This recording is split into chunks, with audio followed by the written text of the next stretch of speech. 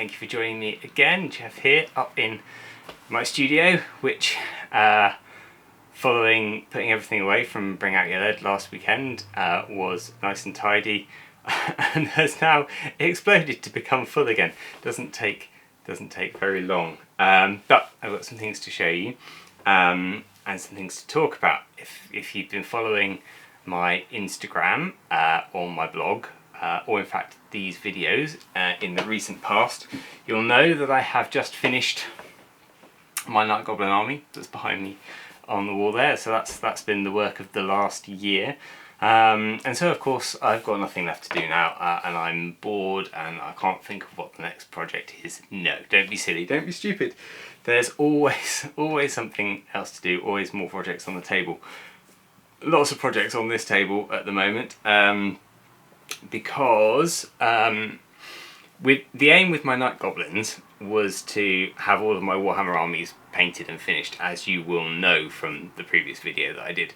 And you'll also know, if you've been a longer term watcher, that the year previous to that I was finishing off odd bits and pieces from my armies all over the place. But of course we know that an army is never truly finished, and in the last year when I've been doing my Night Goblins, some other things have popped up for my other armies. So that's what I've been doing the last week or so. I've been sort of tweaking bits and pieces, and I've got some bits on the table to finish off. So I've managed to do the couple of days before Bring Out Your Lead, I managed to get my I'm going to count them as vampires, right? Mounted vampires, kind of in the vein of Blood Dragon vampires, although Blood Dragon vampires are a bit recent for me, but in that vein, these guys are Crusader miniatures, I think, Teutonic Knights on Red Duke's horses, but to me they've got quite a good sort of medieval vampiric presence to them. I've always liked the helmet styles of Teutonic Knights. I think they've got that very cool kind of bad guy feel to them. So I finished off a trio of those to go with my undead army. I finished off a few extra barbarians because my barbarian army was short of a few figures to get full complements of units. So I picked up some more ex-Citadel stuff from Foundry and some more of the Copplestone barbarian archers just to round off some units. So I've been painting up I think 6 of those I did, and I picked up some pack mules, donkeys, horses, ponies from Foundry at Bring Out Your Lead last weekend for a scenario that I'm running later in the year. So I got those painted up as well. They're going to be going with my dwarfs mostly, but they're just generic pack ponies. I've got 7, I probably need to get 2 more actually, 7 more of the Wood Elf War Dancers to go with my War Dancer unit to round that up to a nice full 20 figures. It was at 20 figures previously, but a lot of those figures were my Oakbound Woad Walkers, and I just felt like rounding it up to 20 Jez Goodwin Citadel figures so that I can put my Woad Walkers in my box to take to shows, and not having to keep disrupting the shelf. So I've upgraded from Oakbound to my to some original Citadel figures. I don't feel like that's a bad way of putting it. I do feel like they're upgrades, because of course that's what I was trying to do with the Woad Walkers, was get that Jez Goodwin look, and obviously I'm not as good as Jez Goodwin, so it's an upgrade to go to an original Jez Goodwin. And I've got another 20 goblins, not Night Goblins this time. These are going to be hobgoblins. This is a mixture of Gaiax and Grom's Goblin Guard and the C-Series Goblin Adventuring Party. So they're going to go into my Angus MacBride style Orc Warband, and finish off that unit. And then I've got the Marauder Giant to go into my with my Night Goblins, and some Stone Trolls and some River Trolls and some regular Trolls that are behind me still on the shelf. So I've got quite a lot on the painting table. I'm hoping to get the War Dancers and the Goblins done the next couple of weeks before the end of the month. Certainly September might be a month of painting Trolls for me if I get some free time in September, and then October onwards I've got other hobby plans to think about. I had a few ideas from Bring Out Your Lead that I'm trying very hard not to just usurp these and run with those. I'll put them on a back burner, and I'll think about those in October probably, and moving forwards with them. So that's hobby side of things. Except of course for the big hobby project which I've got, getting ready for a big game in November. So if you've been watching my blog and my Instagram recently, you'll have seen that I have been making the big table out of the 3rd edition rulebook. This one here with Le Maison-Tal on it. This for me was the table that really got me into tabletop gaming. Ever since I saw that table, I was like, I want that table, and I'm sure I'm not alone on that. It's a fantastic looking table, and it's interesting. I've been trying to track down. I'll do a proper video on making this because it deserves a couple of videos really.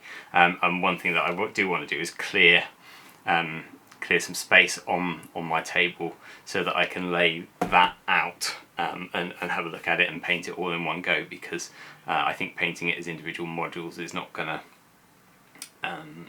be quite as good. But I will do a proper video on that once I've cleared all of this debris away again, and managed to get everything laid out. But I've been doing some investigation on it, and I've just found a few more interesting leads about where I might be able to find some more photos and information. So I will I'll follow that up and mention it in a later video. But that's my big hobby project that's going on at the moment, and running until November. So it's not just painting the odd figures in the evenings, which I am doing.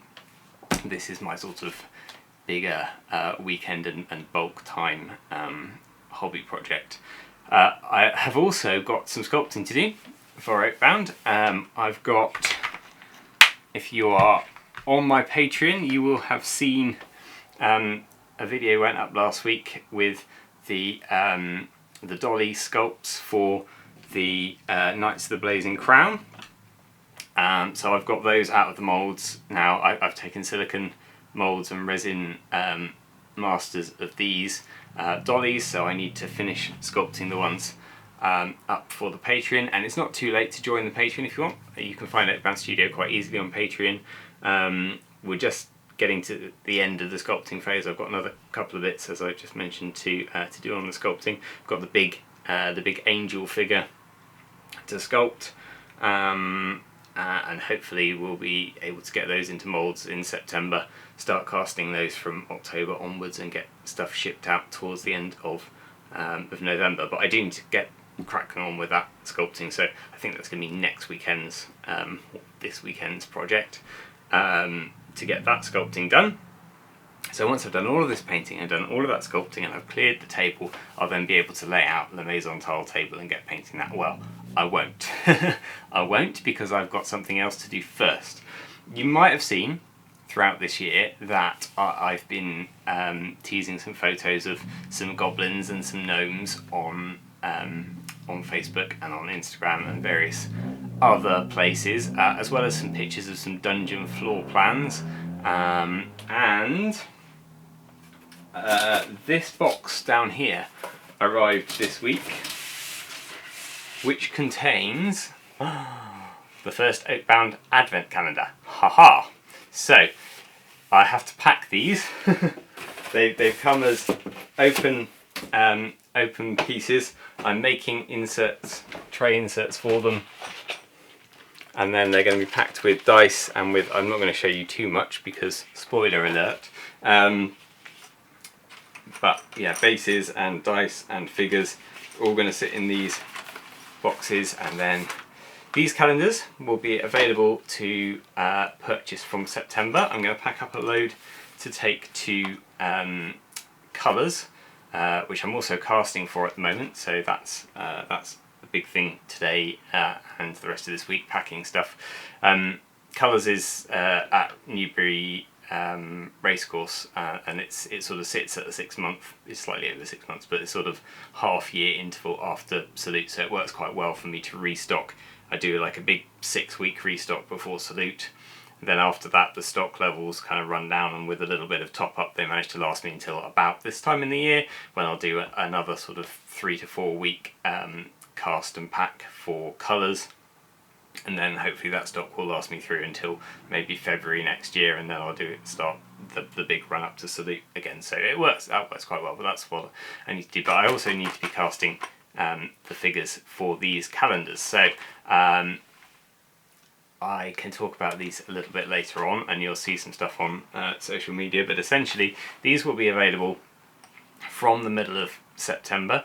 There are limited supplies of them. When they're gone, they're gone. For this year anyway. If they're successful, I can do another one next year.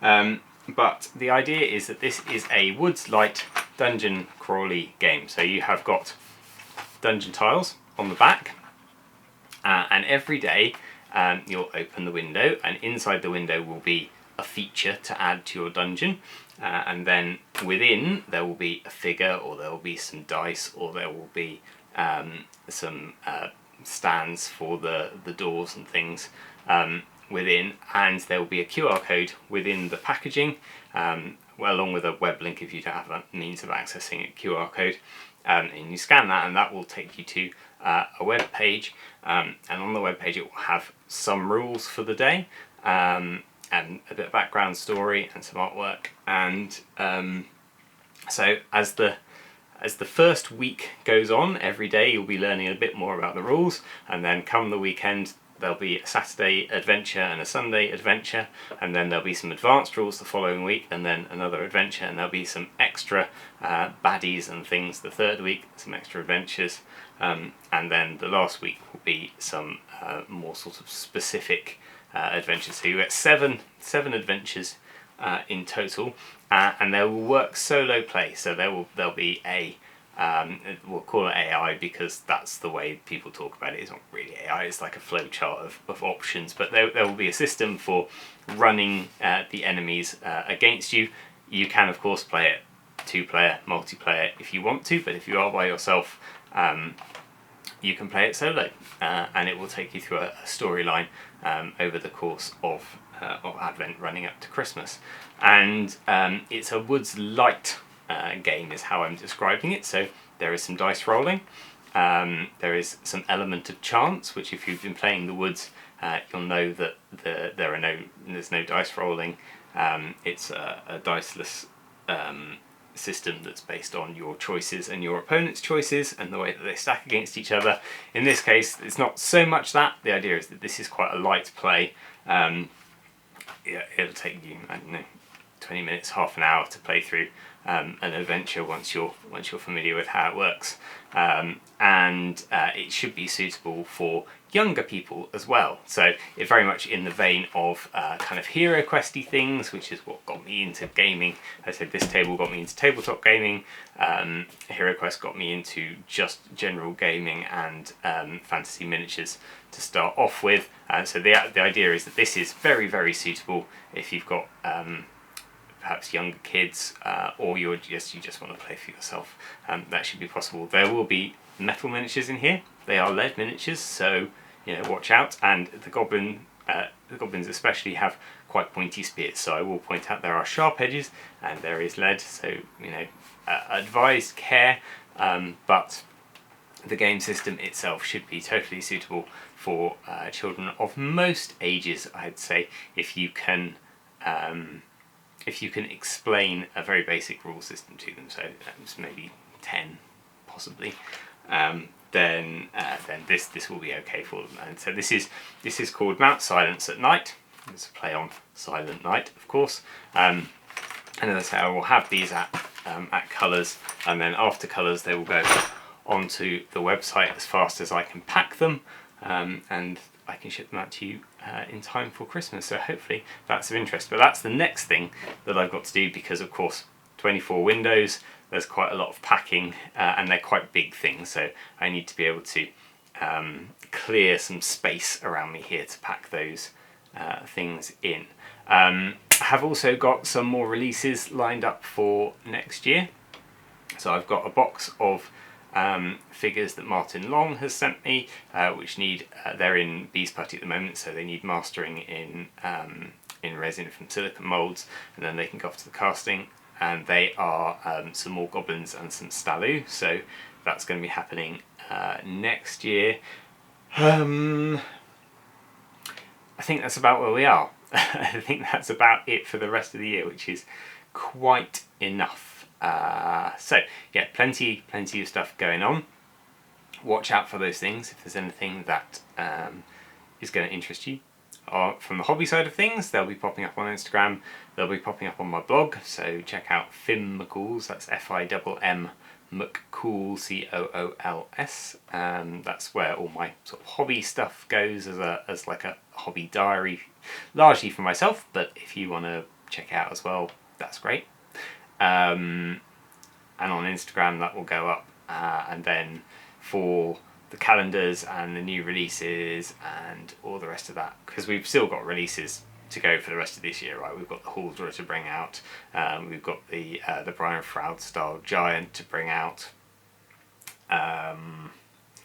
What else have we got? A few more things that were on preview at Salute to roll out the rest of this year, so they'll be coming out. So watch those on Facebook and on our website and on here, and sign up for our newsletter on our website, abraham.co.uk/news, and you'll get your free copy of the Acorn every month, which will tell you when and where you can get all of our lovely new releases. And of course we're going to be looking at some more White Dwarfs here, and I'll try and keep you in touch with what's happening. So there we go, that's the plan for the rest of the year.